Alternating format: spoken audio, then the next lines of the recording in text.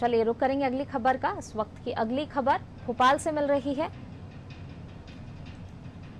Virtual campaign में भाजपा आगे हुई है तो वहीं कांग्रेस भाजपा से पिछड़ गई है। सत्ताधारी दल ने अपना दमखम दिखाया है। विपक्ष की तैयारी फीकी पड़ती हुई नजर आ रही है। 14 विधानसभा क्षेत्रों में बीजेपी वर्चुअल रैली कर चुकी है तो लगातार बीजेपी वर्चुअल रैलियां कर रही है। बची हुई 13 सीटों पर जल्द ही वर्चुअल रैली बीजेपी करेगी। कांग्रेस अभी तक वर्चुअल रैली के लिए कार्यकर्ताओं को प्रशिक्षण दे रही है। वर्चुअल कैंपेन में भाजपा आगे है और जिस तरीके से कांग्रेस अभी प्रशिक्षण ही दे रही है तो कहीं ना कहीं कह सकते हैं कि कांग्रेस वर्चुअल रैली में पिछड़ गई है। सोशल मीडिया पर बीजेपी काफी एक्टिव है लेकिन कांग्रेस जो है पिछड़ती हुई नजर आ रही है। सत्ताधारी दल ने अपना दमखम दिखाया। विपक्ष की तैयारी फीकी पड़ी है सत्ताधारी दल के आगे। 14 विधानसभा क्षेत्रों में बीजेपी वर्चुअल रैलियां कर चुकी है और बाकी जो 13 सीटें अभी बची हुई हैं उन पर जल्द ही बीजेपी वर्चुअल रैलियां करेगी।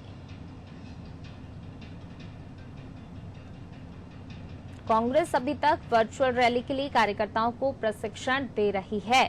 वर्चुअल कैंपेन में भाजपा आगे है तो कांग्रेस पीछे रह गई है।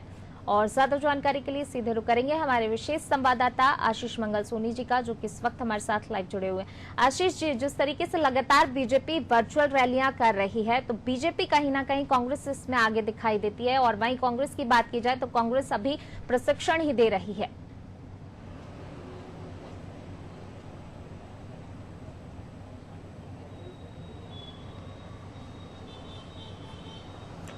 देखिए पूनम, ये बात सही है कि संगठन कौशल और तकनीकी क्षमताओं में बीजेपी कांग्रेस से कई कदम आगे है और इसी का फायदा बीजेपी वर्चुअल रैली के जरिए बीजेपी में वर्चुअल रैली के जरिए देखने को मिल रहा है।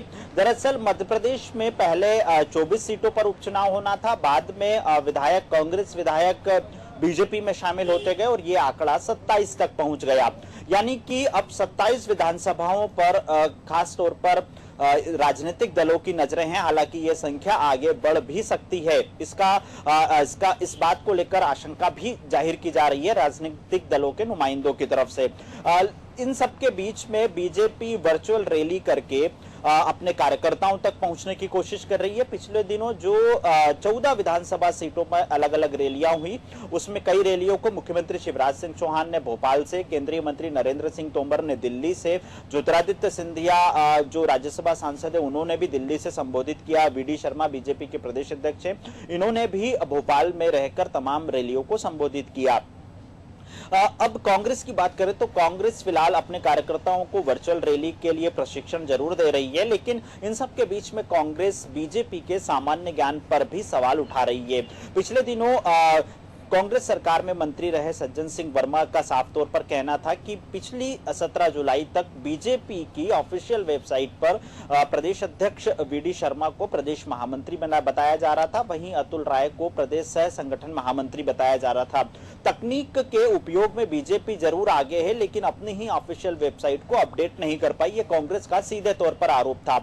हालांकि बीजेपी की वर्चुअल रैली को लेकर सवाल इसलिए भी उठ रहे थे कि वर्चुअल रैली में कई जो राजधानी भोपाल में वर्चुअल रैली के लिए लोग शामिल होते थे, वहां तो सोशल डिस्टेंसिंग का पालन किया जा रहा था, लेकिन विधानसभा क्षेत्रों में जहां पर वर्चुअल रैली को संबोधित किया जाना था, वहां पर सोशल डिस्टेंसिंग का पालन बेहद कम देखने को मिला और यही वजह रही कि कई नेता कार्यकर्ता कोरोना के संक्रमण के शिकार हो गए। अब चूंकि दोनों ही राजनीतिक दल उपचुनाव में सीधे तौर पर जनता के बीच में नहीं पहुंच सकते क्योंकि कोरोना का खतरा सर्वाधिक है, तो ऐसे में वर्चुअल रैली वर्चुअल तरीके ही हैं जिनकी वजह से नेता कार्यकर्ताओं तक अपनी बात रख सके। तो जाहिर सी बात है कि कांग्रेस फिलहाल प्रशिक्षण दे रही है, लेकिन कांग्रेस नेताओं का साफ तौर पर कहना है कि जल्द ही कांग्रेस भी वर्चुअल तरीके से मैदान में आएगी। जी आशीष जी, आप बने रहिए हमारे साथ, मैं लौटूंगी आपके पास। तो बिल्कुल जिस तरीके से बीजेपी वर्चुअल कैंपेन में आगे है, वहीं कांग्रेस अपने कार्यकर्ताओं को प्रशिक्षण दे रही है और जल्द ही कांग्रेस भी अब अपनी वर्चुअल रैलियां करेगी, ये कहना है कांग्रेस का।